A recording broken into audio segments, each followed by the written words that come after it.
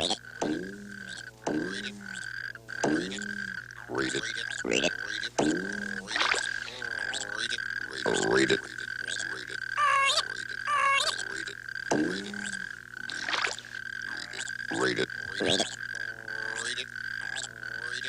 Read it. Read it. Read it. Read it. Wrote it. Read it.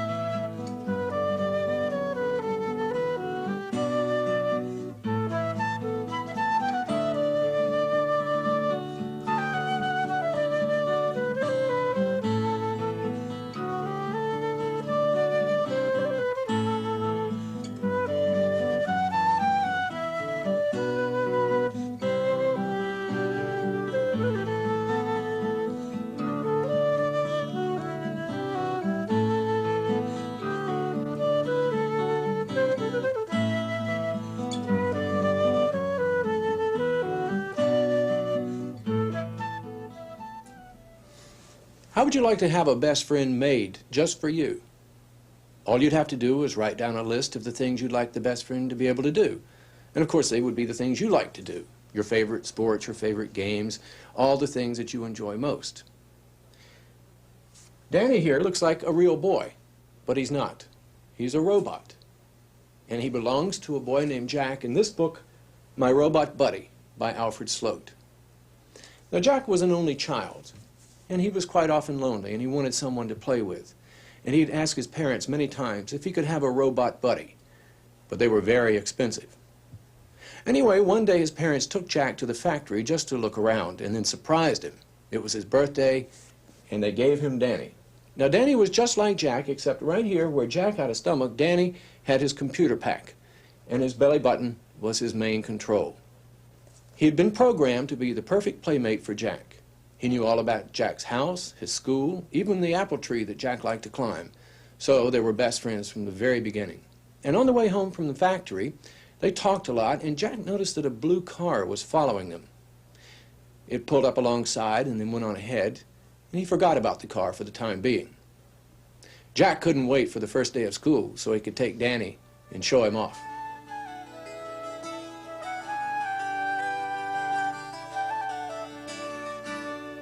Well, sometimes I take a school airbus, but most of the time I walk, I explained to Danny. And Dad likes me to walk. You'll walk to school with me Monday, won't you?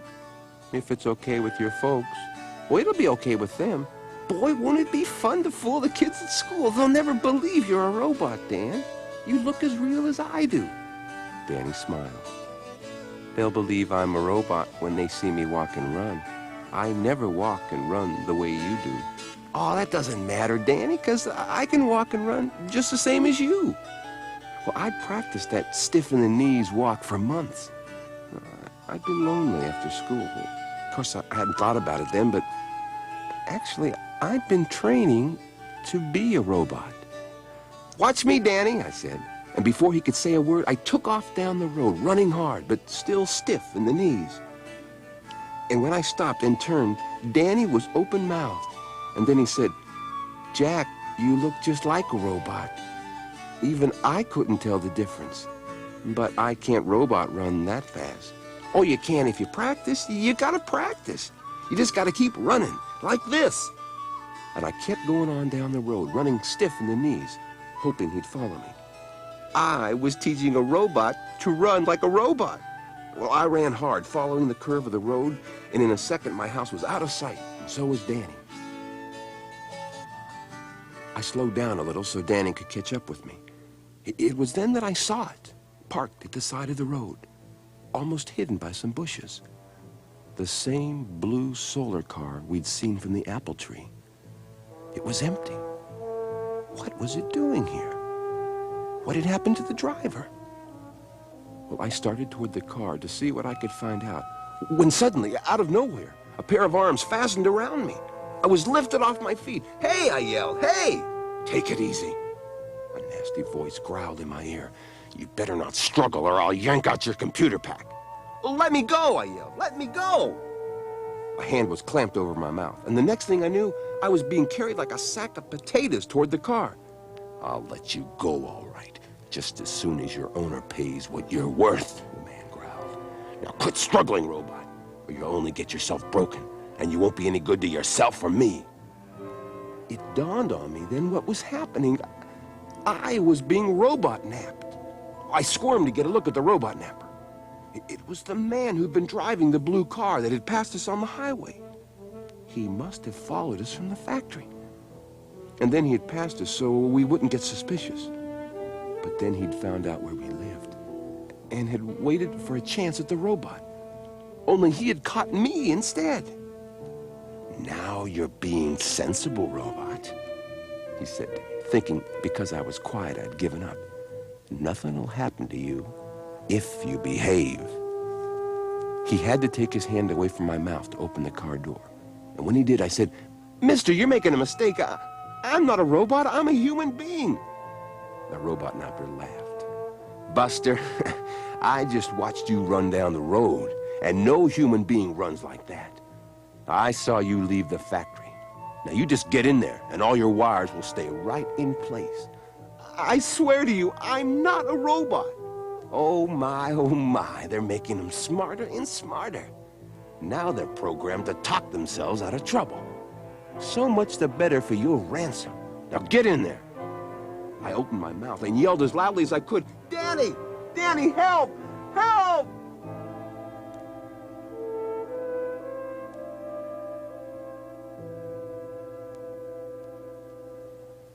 You remember I said that the robots were very expensive, so it's sort of natural that there would be robot nappers around. But this robot napper has got the real thing and doesn't know it. I won't tell you how it turns out because you should read that for yourself. Alfred Sloat has another book I want to tell you about. And once again, the main character's name is Jack Stevenson. And this is the book, My Trip to Alpha 1. Now, Jack Stevenson has got to make a trip across 6 million light years to another galaxy, to a planet known as Alpha 1. The reason? To help his Aunt Catherine pack so she can come back to Earth. Now, he's not going to take this trip in a normal way. He's going by something known as Voya code. That means Jack will leave his body here on Earth, and his personality will be beamed across space and into a dummy's body on Alpha. It's a very short trip and very painless. And when he gets to Alpha 1, he's met by his Aunt Catherine. He likes his Aunt Catherine because she's the kind who likes to hug and kiss, and Jack is always like that. But this time, she was sort of cold.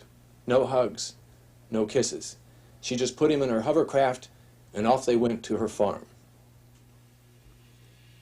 Below us and ahead of us, as far as the eye could see, the plastic mining domes filled the horizon.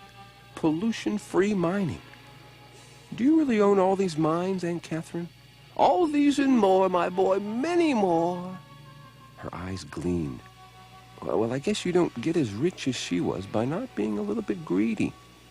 But if she was so greedy, why was she selling everything and moving back to Earth? A landing signal sounded on our instrument panel. And below us, I saw her ranch. Her house was a long, low, white building with solar heat receivers on the roofs. There were trees all around it, and in the center of the grounds, a big swimming pool. Dad had told us that Aunt Catherine loved to swim. Well, not far from the pool was a circular landing pad with a ramp for engaging and securing solar craft. I could see 2 people down there. They were looking up at us. "And there are my loyal Arbos," Aunt Catherine said. "Well, what are Arbos?" I asked this time.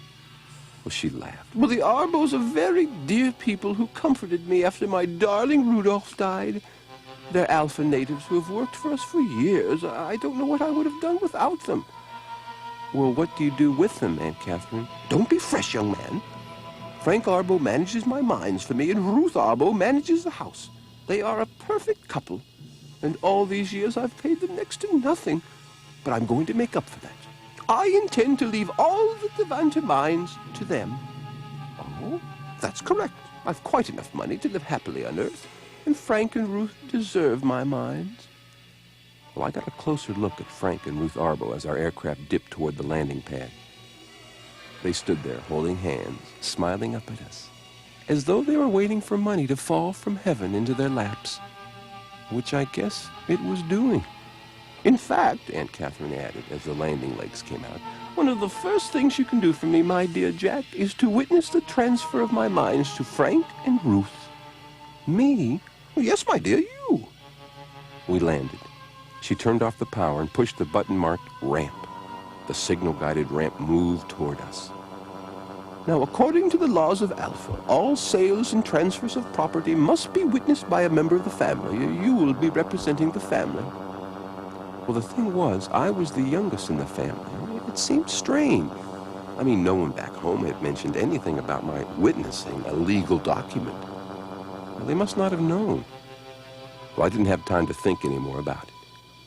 The ramp had hooked onto our craft, and the door had swung open, and there, in the doorway, beaming at us, were two of the strangest people I have ever had the bad luck to meet.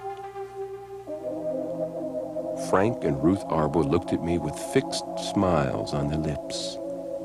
But there was nothing friendly about the careful way they examined me. I felt like a fish that had just been caught.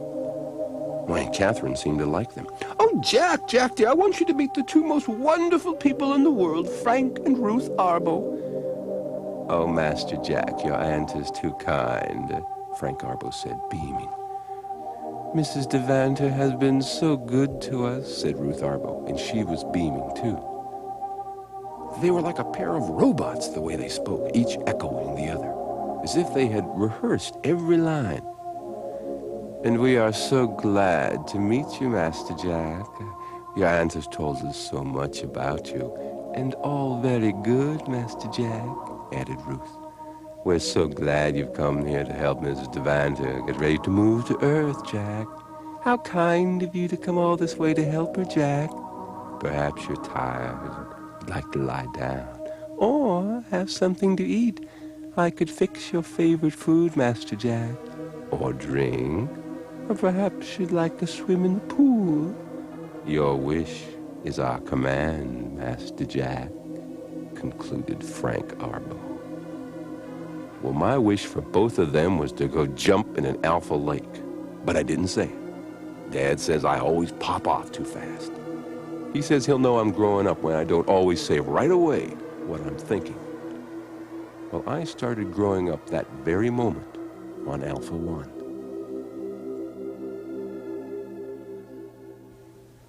There's something wrong about those Arbos. They're too friendly, kind of phony. And what's this business about Aunt Catherine turning over everything she owns to them? Jack understood that he was just to go help her pack and come back to Earth. There'd been no mention of his witnessing the transfer of all of her property to the Arbos. Something's wrong with Aunt Catherine, too, it seems. I think you'll like both of these books. My Trip to Alpha 1 and My Robot Buddy, both by Alfred Sloat.